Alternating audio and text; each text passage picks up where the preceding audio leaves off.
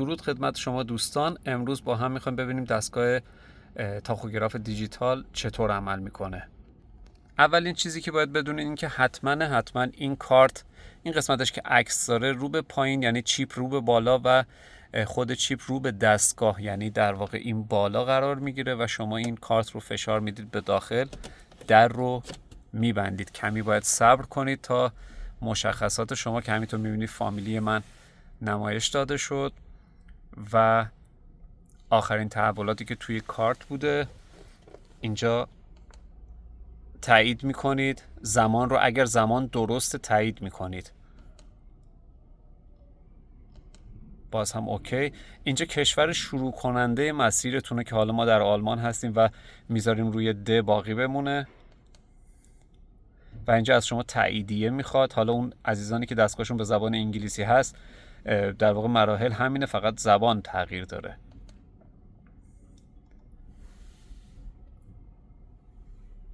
خب ببینید این قسمت حتما توجه کنید. زمانی که کارتتون رو وارد میکنید و در واقع تاییدیتون رو زدید، باید حتما سعی بکنید که صبر داشته باشید تا این قسمت، این مربع کوچیکی کنار در واقع سیمبل یا همون سیمبل در واقع استراحتتون نشون داده میشه، باید پر بشه و رو به بالا بیاد.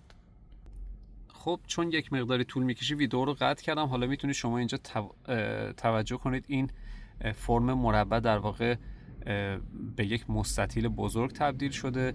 الان شما آماده به حرکت هستید، منتها باز هم توجه داشته باشید مثل دستگاه آنالوگ نباید به محض اینکه شما صبح استارت زدید و در واقع کارتتون هم داخل قرار دادید، این سمبل هم میبینید راه بیفتید. نه، حتما قبلش 2 بار این رو فشار بدید تا این به حالت به قول خودتون آچار پیچگوشتی یا همون در واقع یک علامت ضرب نشون داده بشه. وقتی که این کار کردید حداقل 6-7 دقیقه صبر کنید، به خاطر اینکه بهش میگن ابفار کنترل. پلیس آلمان و اروپا میخواد توجه کنه که شما زمانی که ساعت کاریتون شروع شده آیا ماشینتون رو کنترل کردید، مثل باد لاستیک ها دور و بر ماشینتون رو نگاه کردید، روغن ریزی و چیزهای دیگه. نکته دیگه که باید بهتون بگم، این سمبولی که در واقع اینجا نشون داده شد و با زدن کلید 1 یا راننده 1 در واقع قابل تغییر هست، الان زمان استراحتتون رو به این شکل نشون میده و زمان در واقع خوابیدنتون برای 9 ساعت یا 11 ساعت استراحت کامل تا صبح روز بعد رو نشون میده. ولی اگر شما مثلا تو صف مرز یا جایی هستید، این رو یک بار فشار بدید تا این علامت ظاهر بشه و در واقع شما آماده به کار هستید. این علامت در واقع نه علامت رانندگی به حساب میاد و نه ساعت استراحت و پاوزه شما به حساب میاد. در واقع شما آماده به کار هستید. زمانی که شما احیانا، البته راننده‌های ایران کمتر پیش میاد، بارگیری یا تخلیه رو خودشون انجام میدن، حتما روی این حالت قرار بده که اگه خدای نکرده زمان تخلیه و بارگیری برای شما یک سانحه کاری پیش اومد، مثلا چه میدونم یک لیفتراکی خدای نکرده به پاتون بزنه یا حالا از رمپی چیزی خدای نکرده بیافتید، حتما این باید باشه، چون به محض اینکه آمبولانس و پلیس به اون محل حاضر میشن میخوام ببینن که آیا شما در اون زمان کار میکردید یا در استراحت بودید.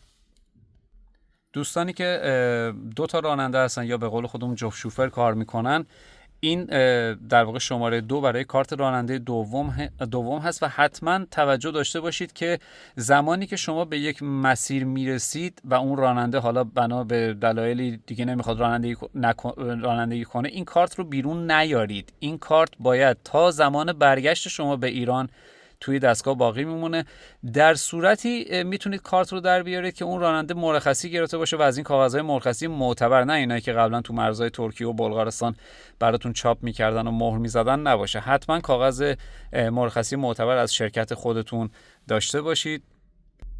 برای در آوردن کارت هم کافیه، البته تو تاخوگرافایی که به این شکل، اینها مال در واقع ماشین‌های مدل بالا هست.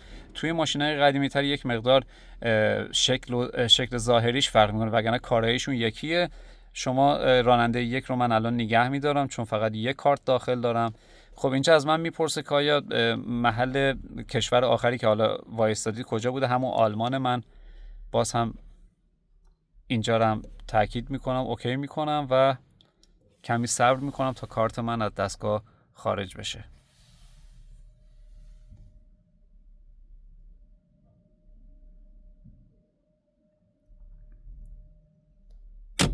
و تمام. خب سعی میکنم آموزش‌های دیگر رو، چون ویدیوهامون طولانی میشه، برای تنظیمات دستگاه سریای بعد خدمتون انجام بدم.